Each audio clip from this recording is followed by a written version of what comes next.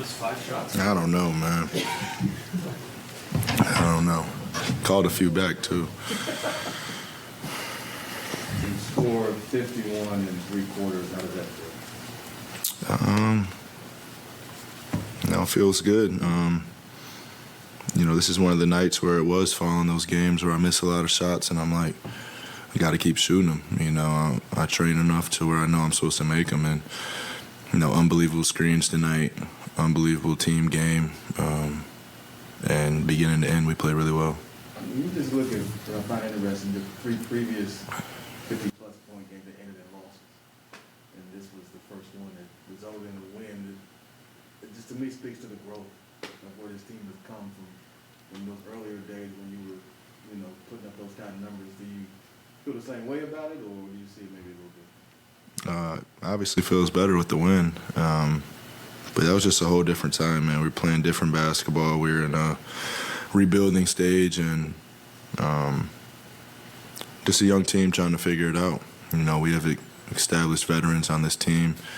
We have guys out, with guys coming in and ready to go. So, the team's so deep. We play so well together, and, it's fun to be a part of. That sequence you had where you hit a 3 to give you 50, but then they call a foul on Landale. Looked like you just decided, I'm gonna just get this my own way. Was that pretty much what happened? Yeah, I figured I was gonna come out, at the end of the third. So a lot of people get on my case when I fall short of 50. I always tell them I've done that before and didn't win, so I'd rather win. But tonight we got to do both. Yeah, what does it feel like? I mean, obviously you're sitting watching a victory, but to not get back in there and just keep going. It's fine when I'm winning. I've been there before. Like you said, I've had 50 before. So it's not something that I'm shooting for at all. If it happens within the flow of the game and, I have it going and the team, wants to keep playing through me, then I'll do that. When did you know you were hitting that zone?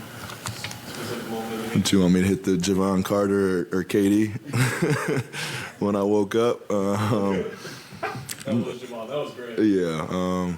No, man, there's been a few games, even last game in SAC. I still feel like I missed, a lot of shots that I should have made, and I'm always going to feel like that after a game. But, I keep stressing the screens, and, even with the double teams and the box and one that they threw tonight, I feel like I still got really good looks. When you were going through your pregame today, you got it going a bit on the threes and you started moving with a bit more mojo. Can that carry over to a game sometimes for you? Yeah, that's important. You're drilling.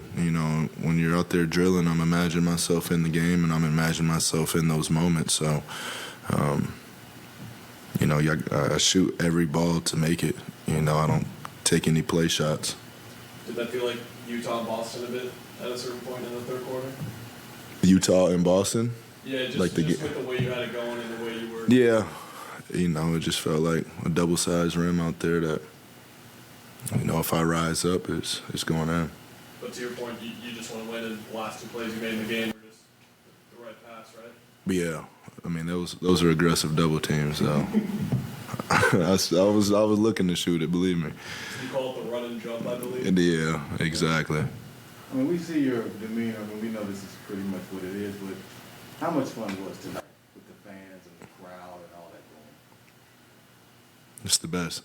It's the best, man. I don't know. They announce it every game. I don't know how many sold-out crowds that is in a row, but it's impressive. Mondays, Tuesdays, Saturdays, it doesn't matter what day of the week is, they're going to show up and show out. And it's fun to be a part of. I think it's a big part of why we've had so much success in our home games this season, and, let's keep it rolling. You've heard the MVP chants quite a bit at this point. What did it feel like the first time you heard it? This year?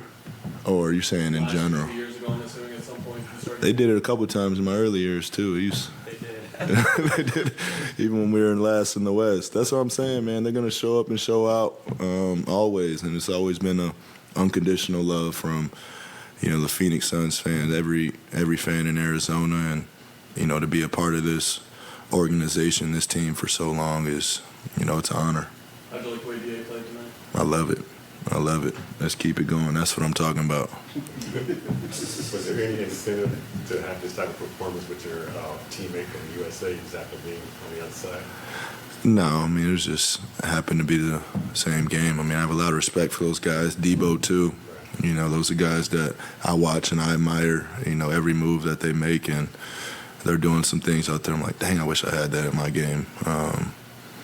And there's a bunch of guys like that around the league that, you know, I just try to take bits and pieces and study, you know, their movements and their tendencies. And, you know, there's a bunch of guys in this league with the endless amount of moves and what we call a bag. Do you bring up DeMar? That's now like 5 straight games where you really played well against him. Is there something you get more out of facing people you look up to, your idols?